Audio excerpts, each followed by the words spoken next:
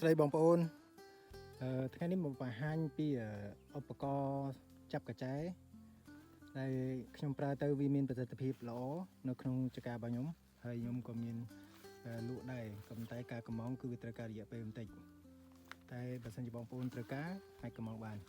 គឺវាងាប់បានច្រើនវាចាប់បានច្រើនដូចក្នុងនឹងឧទាហរណ៍នេះឃើញទេនេះច្រើនខ្ញុំចាក់ចេញខ្ញុំបានរាប់ទេនោះឃើញតែកញ្ចែឃើញទេមានតែទឹកងាប់ថ្មីនេះមានច្រើនសិតតែសាកសពបច្ច័យតែពួកបំផ្លាញពួកដែលបង្កបញ្ហាខ្លាំងដល់លម៉ើគឺអស់ហ្នឹងហើយ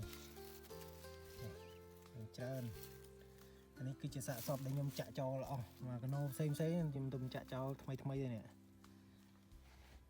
ឃើញទេច្រើនណានេះវែកឲ្យមើលឃើញទេស្រួយនៅក្បាលងាប់យូរហើយបងប្អូនដែលត្រូវការអាចកម្មងមកខាងចក្រលម៉ើស៊ីមរៀបបានអន្ទាក់កញ្ចែដែលខ្ញុំលក់ហើយខ្ញុំទិញមកពីក្រៅប្រទេសឆ្ងាយ